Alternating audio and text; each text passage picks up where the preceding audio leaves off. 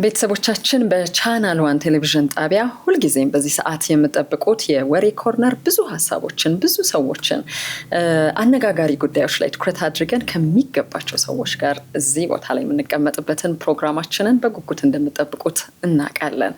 ዛሬ ለየት ያለ የምንለው ያው በድግግሞሽ የተለያዩ ማህበረሰብ ትስስር ገጾች ላይ እንደዚሁ መገናኛ ብዙሃን ላይ እውቀትን፣ ሀሳብን፣ ልምድን ያመነበትን ጉዳይ በማውራት ብዙሃን ልብ ውስጥ ቦታ ያለው ኢትዮጵያ አለኝ ከምትላቸው ዘርፈ ብዙ ባለሙያዎችና የጥናትና ምርምር ሰው መካከል አንዱ ነው። መጋቢ ሐዲስ ዶክተር ሮዳስ ታደሰ የዛሬ እንግዳይ ነው። እንግዳይ ስለሆነ በጣም ደስ ብሎኝ ነው ማወራው። እንኳን በደህና መጣህ ለማለት እወዳለሁ። እንኳን ሰላም ቆየሽኝ ትግስት። እግዚአብሔር ያክብርልኝ።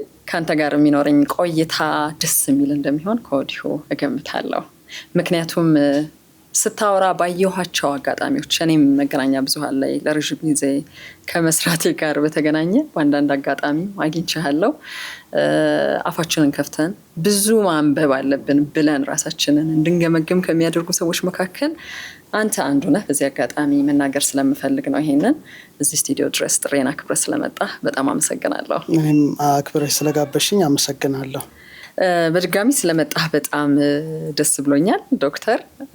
ያው ሰሞኑን ዓለም አቀፍ መገናኛ ብዙሃን አንድ ጉዳይ ላይ ትኩረት አድርገዋል። በተለይ ይሄ ከአስትሮኖሚው ወይም ደግሞ ከጠፈር ምርምሩ ጋር በተገናኘ የሰው ልጅ አሁንም ድረስ የሚጠይቀው ግን ትክክለኛ መልስ ያላገኘለት እንደየ እምነታችን የተለያዩ ነገሮችን አስቀምጠን የምናልፍበት የጉዑዛን ፍጡራን ወይም ደግሞ በሌላኛው ዓለም ላይ ያሉ ዩፎዎች በሚል በዋነኝነት ከአሜሪካ በሚወጡ ዜናዎች ተጥለቅልቀናል። እንደ አዲስ ነካ የሚያደርጉበት የተወሰነ ጊዜ ያላቸው እሱን መሰረት አድርገን ትንሽ ብንቆይ ደስ ይለኛል። ኢትዮጵያም እንደ አዲስ እየተነሳች ስላለች ከዚህ ጉዳይ ጋር አንተም ላለፉት ጊዜያቶች ብዙ ነገር ያልክለት ጉዳይ ስለሆነም ጭምር የመጽሐፈ ሄኖክ ጉዳይ በዋነኝነት የቆይታችን ማዕከል ይሆናል ማለት ነው። ጄምስ ብሩስ ይሄንን መጽሐፍ እንደወሰደ ብዙ ጊዜ ይነገራል። ማን ነው ጄምስ ብሩስ ከሚለውን ጀምር። በጣም መልካም ርዕሰ ጉዳይ ነው ያነሳሽው። በእርግጥ ርዕሰ ጉዳዩነቱ ከበፊት ጀምሮ ነበረ። በተለይ ግን አሁን ላይ በጣም ትኩረት የሳበ ርዕስ ነው። ዓለም አቀፍ የዜና አውታሮችን ብትመለከቻቸው በተለይ የአሜሪካ መንግስት ድብቅ የነበሩ ያልተገለጡ ዝርዝር ፋይሎችን ለህዝብ ይፋ ማድረጉን ተከትሎ የተለያዩ ቪዲዮዎችን መልቀቁን ተከትሎ አሁንም አነጋጋሪነቱ ቀጥሏል። ስለዚህ ዩኤፍኦ ወይም የማይታወቁ በራሪ አካላት ወይም ኤሊያኖች ከዚህ ዓለም እንግዳ የሆኑ ነገሮች እየታዩ ነው። ይሄ ነገር ምንድነው የሚል ብዙ ነገሮች ተነስተው ነበረ። ብዙ መረጃዎች ደግሞ የሮዝዌል ክስተትን ጨምሮ የተለያዩ በራሪ ነገሮች በመላው ዓለም በተለያየ አጋጣሚ ይታዩ እንደነበረ ይታወቃል። የኤሪያ 51 ጉዳይ ይነሳል። ብዙ ነገሮች አከራካሪ ነገር ስላሉ አሁን የአሜሪካ መራሄ መንግስት የሆኑት ዶናልድ ትራምፕ ደግሞ በገቡት ቃል መሰረት መገለጽ አለበት ይሄ ነገር እያሉ ነገሮች እየተገለጡ የመጡበት ጊዜ ነው። በእርግጥ በከዋክብቱ ጥናት አሁን ያለንበት ዘመን የነፋስ ዘመን ነው ይባላል። የነፋስ ዘመን ማለት ፍጥነት ማለት ነው። በጣም ብዙ መረጃዎች ሰውን የሚያጥለቀልቁበት እንደማለት ነው። በፊት የነበረው የውሃ ዘመን ነው። የውሃውን የተካውን የነፋስ ዘመን ነው። ስለዚህ መረጃዎች በቅጽበት ከጫፍ እስከ ጫፍ በሚደርሱበትና ትንሽ ደግሞ ነፋስ ወደ ላይ ስለሚሆን የላይኛው ዓለም ነገር ደግሞ የሚነሳበት ጊዜ ከመሆኑ ጋር ተያይዞ በተለያዩ ትልልቅ የፖድካስት አቅራቢዎች ዘንድ መጽሐፈ ሄኖክ እየተነሳ ነው። ጄምስ ብሩስ ድጋሚ እየተነሳ ነውና እኔ ይሄ ዘመን የእውቀት ዘመንን ኦልሬዲ ያጠናቀቅን በመሆኑ እንደ ሄኖክ አይነት ረቂቅ የሆኑ ዓለማትን የሚተነትኑ ነገሮች ወደዛ መስመር እየገባች ነው። ስለዚህ ይሄኛው አሁን የ4D እውቀት ወርድ ቁመት ጥልቀት የሚለው እንዳለ ሆኖ ከዛ አንድ ዲሜንሽን ጨምሮ ስለ ረቂቁ ዓለም የሚተነተንበት ጊዜ ጫፍ ላይ ደርሰናል። አሁን እኛ ትራንዚሽን ላይ ነን ማለት ነው። ስለዚህ መነሳቱ ግድ ነው። አሁን እንደውም በጣም ይነሳል ብዬ አምናለሁ። በጣም ከዚህ በኋላ እንደነዚህ አይነት እውቀቶች ናቸው። ምክንያቱም አሁን መረጃ በገፍ ሆኗል። ስለዚህ ሰዎች ደግሞ መረጃን ካገኙ እንደ ድሮ ድብብቅ ነገር አይኖርም። ሁሉም ነገር እየተከፈተ ይሄዳል። ስለዚህ ሳይንስ አጥሮት የነበረው ለምሳሌ ሁሌ እናገራለሁ የግራጁዌሽን ቆብ 4 ማዕዘን ነው ላለው ሰርክል አይደለም፣ ሳጥን ነው። ከሳጥን ውጪ ማሰብ አይፈቀድልሽም። እሳት፣ ውሃ፣ ነፋስ፣ መሬት ነው፣ ክብ አይደለም። የመንፈሳዊ ዓለም ግን ስትመለከቺ ለምሳሌ ጥምጥም ብታይ ኦር የሃይማኖት ምልክቶች ብትመለከቺ ኦር ደግሞ ቅዱሳት ስዕላት ላይ ያለውን ስትመለከቺ ክብ ነው። ክብ ማለት መዞር ትችያለሽ ማለት ነው። ይሄ ግን ሳጥን ነው፣ አጥሮሻል። ስለዚህ ዓለም ይሄን ሳጥን በጥሳ ልትሄድ መንደርደሪያ ላይ ናት። ስለዚህ እነዚህ መጻሕፍት በግድ ይነሳሉ፣ በግድ ይተነተናሉ። ማይታዩ ነገሮች ሊታዩ ይችላሉ። ስለዚህ መዳረሻ ላይ ስለሆንን ይሄን ነገር ቀድመን ማወቅ መረዳት አንደኛ ከድንጋጤ ይጠብቃል። የሆነ ነገር እንኳን ቢከሰት ሰዎች ራሳቸውን ካዘጋጁ ለነገሮቹ የሚሰጡት ግብረ መልስ ጋር ዝግጁ ይሆናሉና በተለያዩ ፖድካስቶች፣ የዜና ማሰራጫዎች እንደ ዩኤፍኦ ኤሊያኖች ሲነሱ የሃይማኖት ሊቃውንትም ደግሞ ሄኖክን ማንሳት የጀመሩበት ጊዜ ነውና መጽሐፈ ሄኖክ ደግሞ መገኛዋ ኢትዮጵያ በመሆኗ አሁን እንደገና እንደ ሰደድ እሳት በሌላው ዓለም በእኛ ተነስቶ አላቅም ብዙ በሌላው ዓለም ግን እየተቀጣጠለ እናያለና ጀምስ ብሩስም እንግዲህ ከ18ኛው ክፍለ ዘመን በኋላ ድጋሚ እየተነሳ የሰማሁበት ጊዜ በመሆኑ ገርለማለሁ። እንግዲህ ጀምስ ብሩስ ስኮቲሻዊ ነው። ኤደንበርግ ዩኒቨርሲቲ ነው ሎን ያጠናው፣ ህግ ነው የተማረው። በጣም በስፖርት የዳበረ ተክለ ሰውነት የነበረው ነው። በተለይ ደግሞ የቋንቋ ሀብት ያለው ነው። ፖርቹጊስ ይናገራል፣ ስፓኒሽ ይናገር ነበረ፣ አረብኛ ይችል ነበረ፣ ግዕዝም አቀላጥፎ ይችል የነበረ ነው። እንግዲህ በጥንት የነበሩ አሳሾች በጣም ብዙ ነገር አጥንተው ነው ቀድመው የሚመጡትና በተለይ ጀምስ ብሩስ ሀገራችን ኢትዮጵያ ለ3 ዓመታት ነው የቆየው እንደ አውሮፓ ዘመን አቆጣጠር ከ1769 እስከ 1771 የኢትዮጵያ ማዕከላዊ ከተማ በነበረችው ያን ጊዜ ጎንደር የነገስታቱ መዲና ነበረችና ጎንደር ነው የመጣው። እንግዲህ አመጣጡ የአባይን ምንጭ ወይም መነሾ ፍለጋ ነው። ሰፊ የሆነ አሰሳና ጉዞ ያደርግ የነበረው የካቲት በ1770 አካባቢ ጎንደር በመጣ ጊዜ ንጉሠ ነገስት ተክለ ሃይማኖት ራስ ሚካኤል አቀባበል አድርገውለታል። በጊዜው በተለይ ደግሞ እቴጌ ምንትዋብ እንግዲህ አጼ በካፋ ባለቤት ቤተ መንግስታቸውንም አሰርተው ነበር። እንደሚታወቀው ቁስቋምን አሰርተው ነበረ። እንደውም እቴጌቱ በጣም ጥበብ ወዳጅ በመሆናቸው 1000 ሰራተኛ አምጥተው 500 ያንን ህንጻ ይገነባ ነበረ። 500 ደግሞ ስተት ይፈልግ ነበር እንከን እንዳይገኝበትና በርካታ መጻሕፍትም አሰባስቡ ነበረ። ብዙ የቁም ጸሐፊዎች ነበሯቸውና ብዙ ጥበብ ስጋዊና ጥበብ መንፈሳዊን ያሰናሰሉ ያዋሃዱ በመሆናቸው ለጥበብ ለእውቀት በጣም ፍላጎት ነበራቸውና በዛ ወቅት ነበረ ጀምስ ብሩስ የመጣው እና ጀምስ ብሩስ አንደኛ ግዕዝ መናገሩ፣ ሁለተኛ ተክለ ሰውነቱ፣ ሶስተኛ የሕክምና እውቀት ነበረው።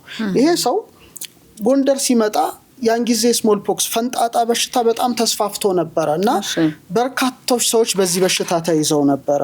ታሪኩ እንደሚናገረው በተለይ ራሳቸው የእቴጌ ምንትዋብ የልጅ ልጆች የራስ ሚካኤል ዘመዶች ሁሉ በዚህ በሽታ ተይዘው ነበር እና ጀምስ ብሩስ የሕክምና እውቀቱን ተጠቅሞ ለሞት የተቃረቡትን የንጉሳውያንን ቤተሰቦች አክሞ እንዲድኑ አደረገ። በዚህ ምክንያት በጣም እጅግ ተወዳጅ ሆነ ማለት ነው። ስለዚህ በጣም በቤተ መንግስት ውስጥ ራሱ እንደ ክብር ዘበኛ እንደ ፈረሰኞች አለቃ ሆኖ ሹመት አግኝቷል እና የቤተ መንግስት ስሙም ያዕቆብ ነበረ። ጀምስ ማለት ያው ያዕቆብ ማለት ነው ወደኛ ሲመለስ ጀምስ ማለት ያዕቆብ ጀምስ ያዕቆብ ይሉታልና ያዕቆብ ነበረ። ስለዚህ በነፃነት ይንቀሳቀስ ነበረ። ከንጉሳውያን ቤተሰቦች ጋራ የቅርብ መቀራረብ ነበረው። ከኢትዮጵያ ሊቃውንትም ጋራ በተመሳሳይ መልኩ የመገናኘት እድሉ ከፍተኛ ነበረ። እንግዲህ ጎንደር በነበረበት ጊዜ ቋንቋንም በደንብ ከሊቃውንቱ በሚገባ አጥንቷል። በዛ ዘመን የነበሩ የጎንደር ሊቃውንት ትልቅ ስራ ነው የሰሩት። በተለይ አክብረውታል። ከማክበራቸው ጋር ተያይዞ የፍቅር አክብሮት ማለት ነው መጽሐፈ ሄኖክን ጨምሮ እንዲያ ያድርገውታል። መጽሐፈ ሄኖክ እንግዲህ በኋላ ላይ ልናነሳው እንችላለን። የአዳም 7ኛ ትውልድ የሆነው ሄኖክ የጻፈው ነው። አዳም፣ ሴት፣ ሄኖስ፣ ቃይናን፣ መላልኤል፣ ያሬድ፣ ሄኖክ ቀጥሎ ማቱሳላ ይቀጥላልና 7ኛ ትውልድ ነው። በጣም በብዙ ምስጢር የተመላ መጽሐፍ ነው እና መጽሐፈ ሄኖክን ጨምሮ ሌሎችም ታሪካዊ ሰነዶች በበርካታ ምስጢራት የተመሉ የብራና መጻሕፍት ኢትዮጵያውያን እንግዲህ በርካታ እውቀታቸውን ብራና ፍቀው ቀለም በጥብጠው ብር ቀርጸው ለትውልድ አስተላልፈዋል። ያን እውቀት ደግሞ አክሰስ እንዲያደርግ አድርገውታል። ምክንያቱም ለምሳሌ እኔ አሁን በብራና መጻሕፍት ውስጥ ከልጅነት ጀምሮ እንዳደገ ሰው እንዳነበበ ሰው ሆኜ ሳየው ሁለት አይነት ነው። ጥበብ ስጋዊ ያለው፣ ጥበብ መንፈሳዊ አለው።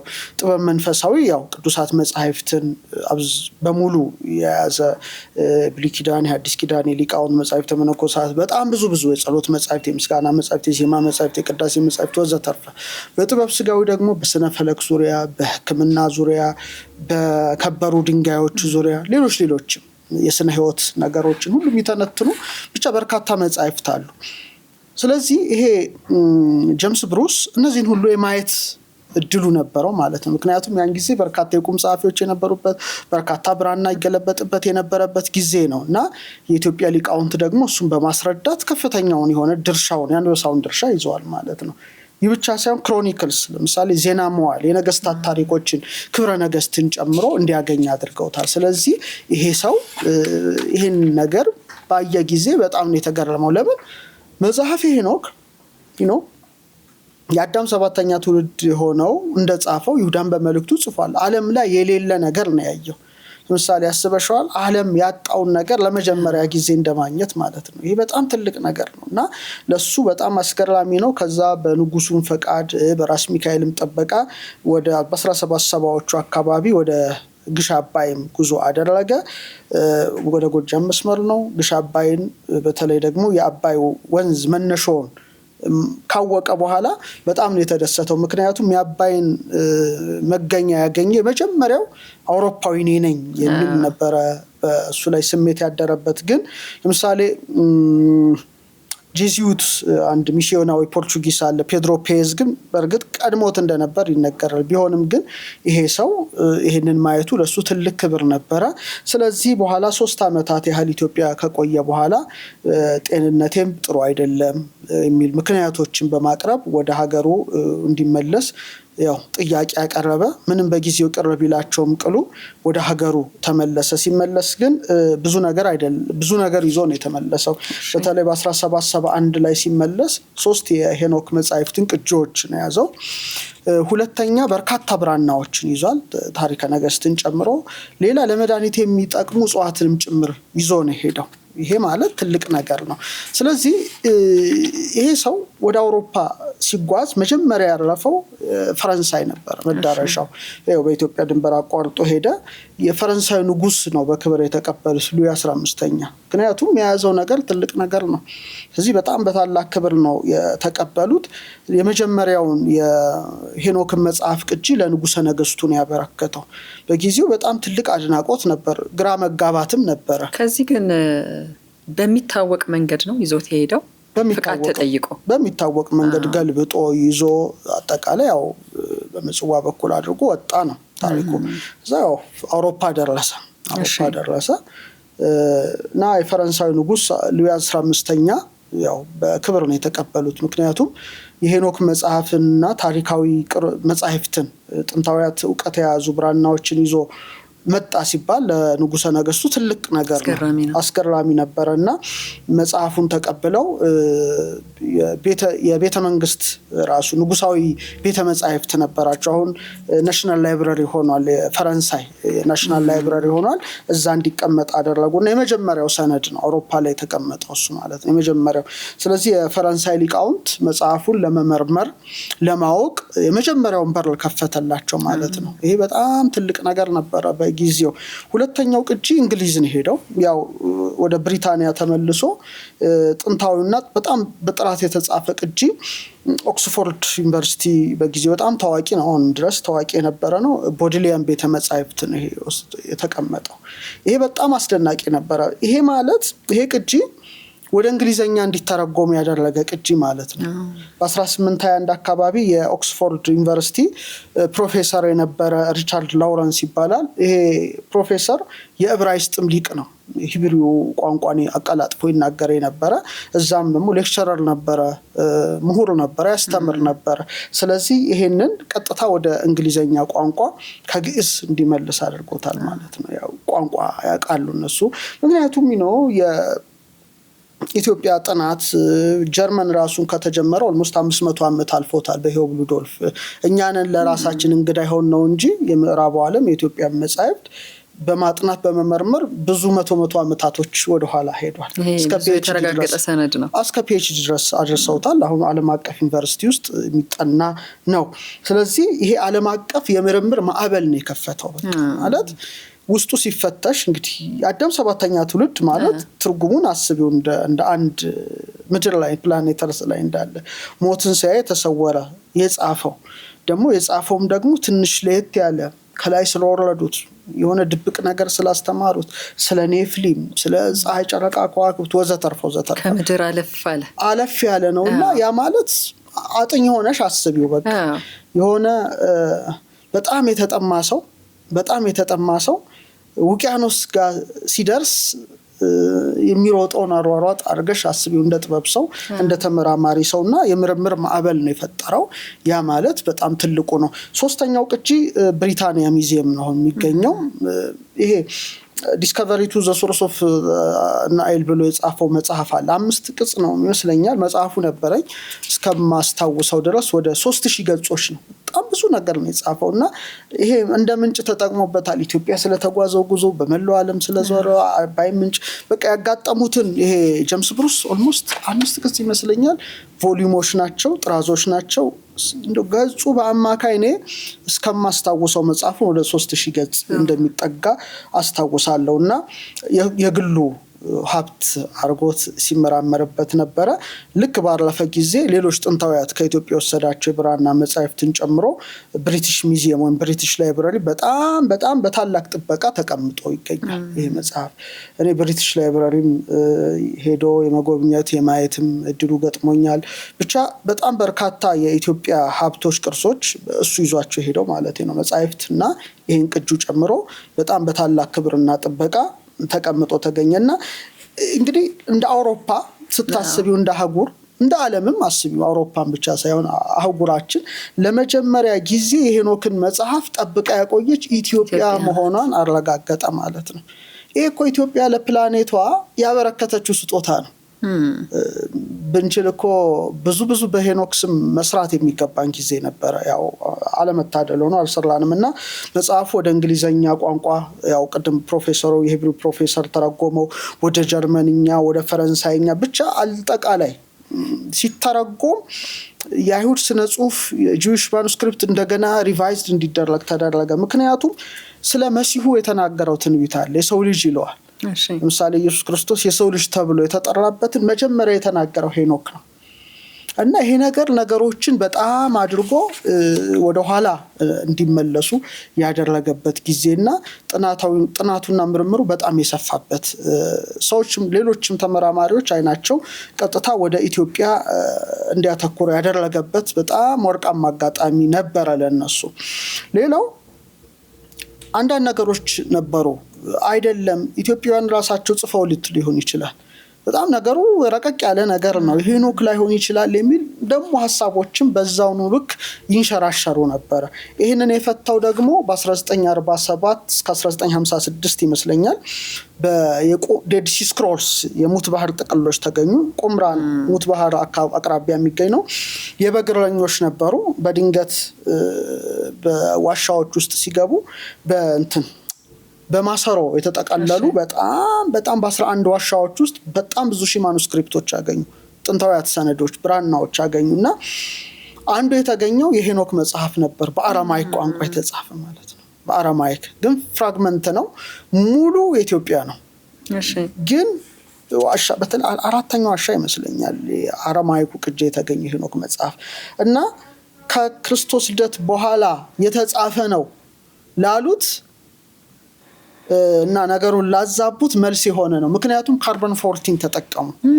የአረማይኩን ሲጠቀሙ ከክርስቶስ ልደት አስቀድሞ የተጻፈ እንደሆነ አረጋገጡት። ስለዚህ ኢትዮጵያውያን ሆን ብለው ያደረጉት ነገር አይደለም። መጽሐፉ ከክርስቶስ ልደት በፊት የነበረ መሆኑ ታወቀ።